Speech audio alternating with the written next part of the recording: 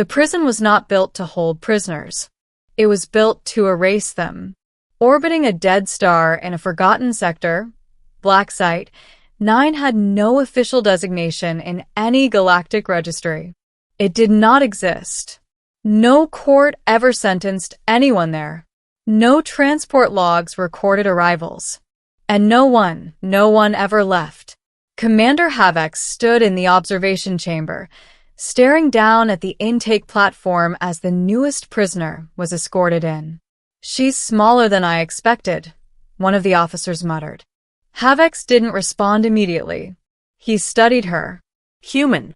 He had seen humans before, of course. The species had been making waves across the outer systems, persistent, adaptive, annoyingly difficult to predict.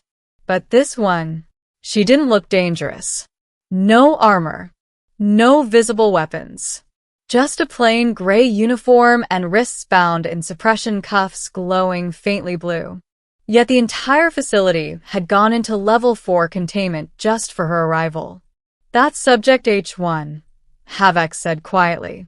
"And if the reports are even half accurate, we have exactly 1 hour before this becomes our problem."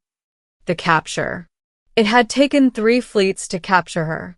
Not defeat her, capture her. That distinction mattered. Her name was Mara Vance. Formerly. Now she was just H1. She had been found on a battlefield orbiting a shattered colony world, standing alone in the ruins of what used to be an invasion force. Thousands of soldiers, elite, heavily armed, had been reduced to wreckage. No explosives. No orbital strikes. Just silence. And her. When they approached, she didn't resist. She simply raised her hands and said, "Took you long enough." The warning. Before her transfer to Black Site 9, a single message accompanied her file. "Do not attempt prolonged containment. Maximum safe duration 1 hour." No explanation. No details. Just a timer. Havok had laughed when he first read it. Now, watching her step onto the intake platform, he didn't feel like laughing anymore.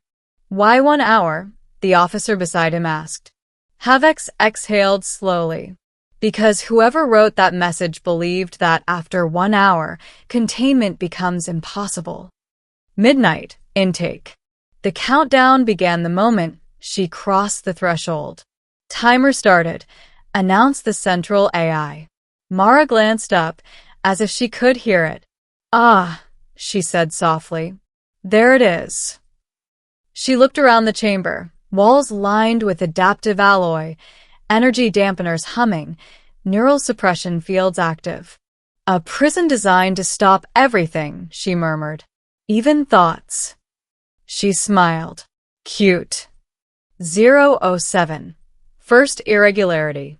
7 minutes in, the first anomaly appeared. "Commander," an engineer called out. "We're detecting minor fluctuations in the suppression grid."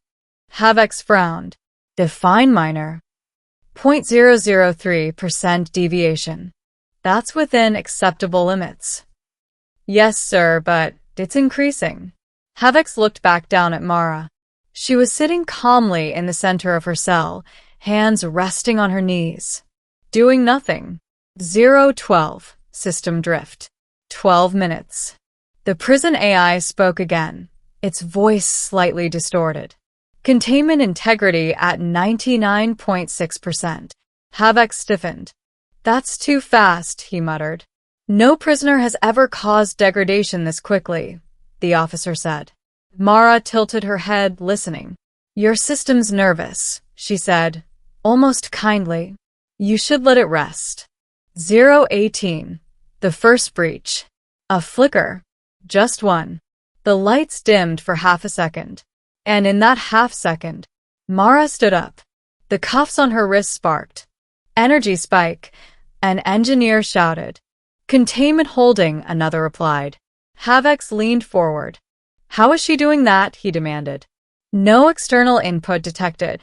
Mara stretched her arms slowly, as if waking from a long sleep.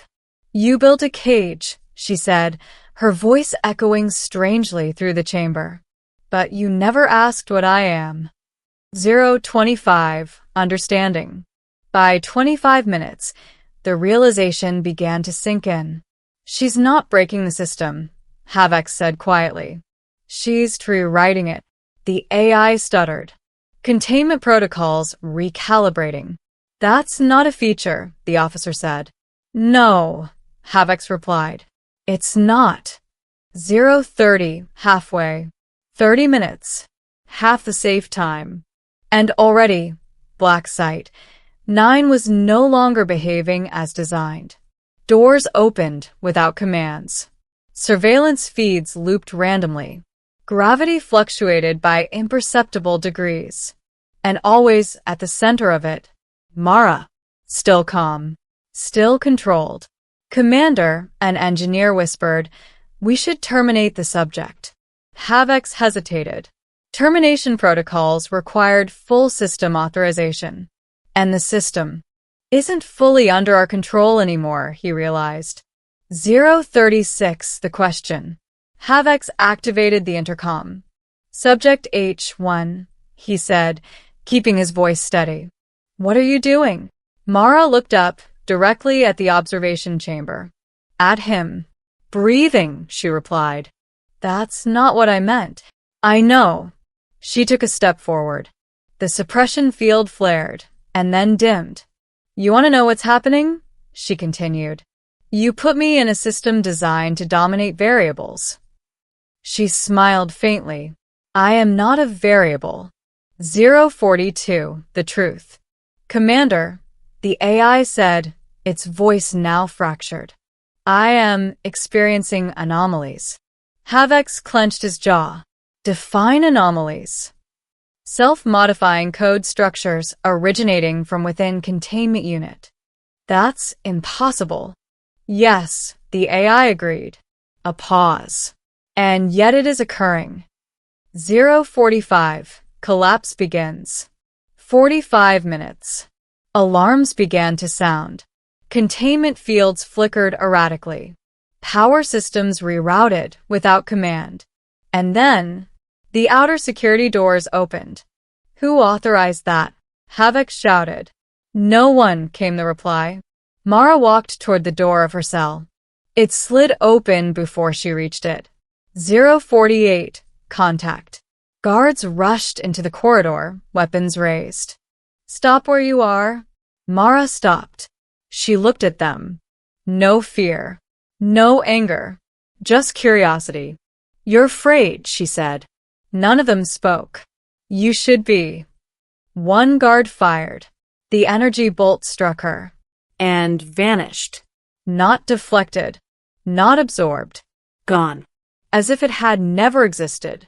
The guard stared in horror. What are you? Mara tilted her head. I'm what happens, she said softly, when a species stops thinking of the universe as something to survive and starts understanding it. 052, system override. The prison AI screamed. Not metaphorically. It screamed.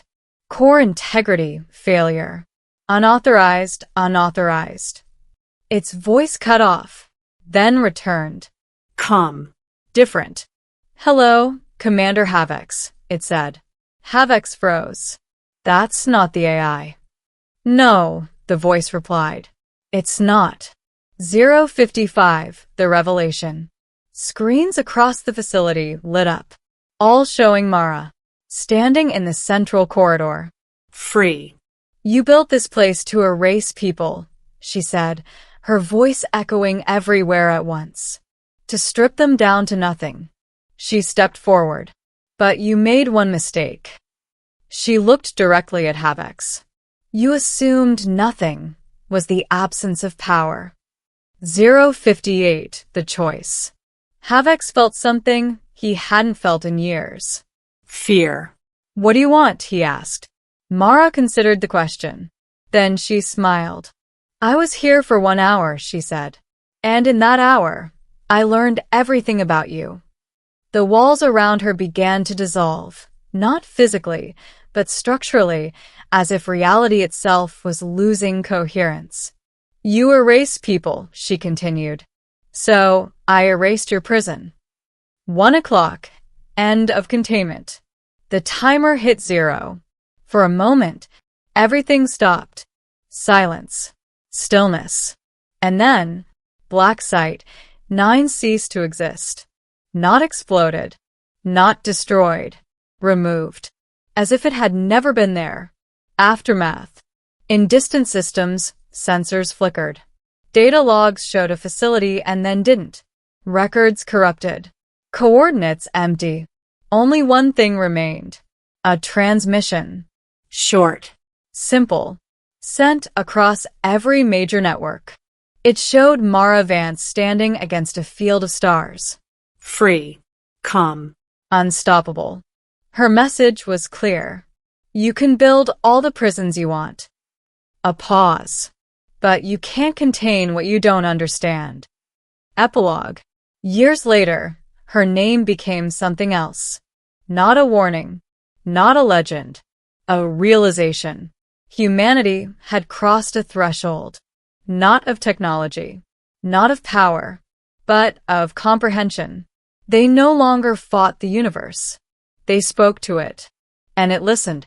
The universe did not react all at once. It never did. At first, there was only confusion.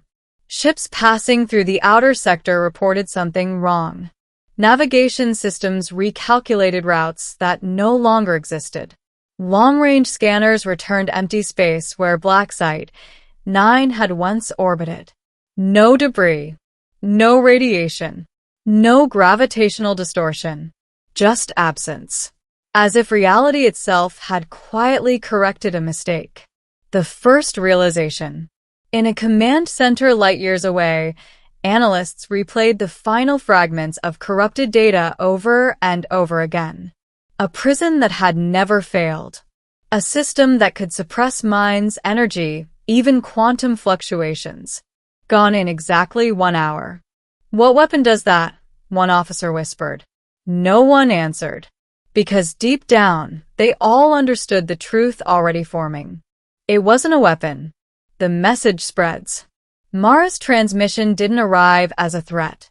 It arrived as a statement. Clear. Unshaken. Absolute. You can build all the prisons you want, but you can't contain what you don't understand. Across civilizations, reactions split. Some called for war. Others demanded containment protocols, new technologies, stronger systems. But the oldest and wisest among them said nothing. Because they had seen something like this before, not in action but in theory. A point where intelligence stops reacting to the universe and starts interfacing with it. What humanity became. For centuries, other species had measured power in predictable ways. Fleet size. Energy output, weapons capability. Humanity had followed that path too. Until, quietly, without announcement, they didn't. They began asking different questions. Not how do we win, but what is reality made of? Not how do we survive, but what are the rules and can they change? And somewhere along that journey, humans like Mara Vance stopped seeing walls as obstacles and started seeing them as suggestions. The truth about the hour. Later analysis uncovered something even more terrifying.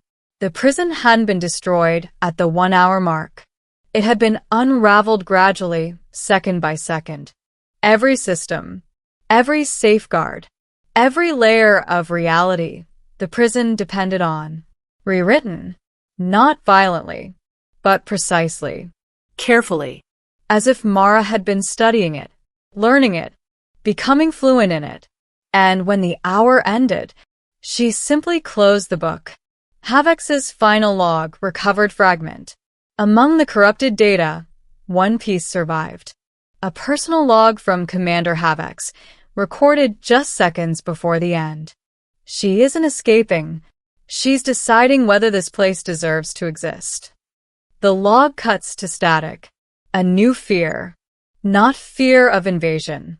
Not fear of destruction. A deeper fear. because destruction could be fought. Invasion could be resisted. But this was something else. What do you do against someone who doesn't break your system, but proves it was never absolute to begin with? And Mara, no one saw where she went. No ship carried her. No jump signature was detected. But sometimes, very rarely, deep space observers reported anomalies. A flicker in the stars. A moment where sensors returned impossible readings. And in those moments, some claimed they saw a figure, walking, not through space, but through understanding.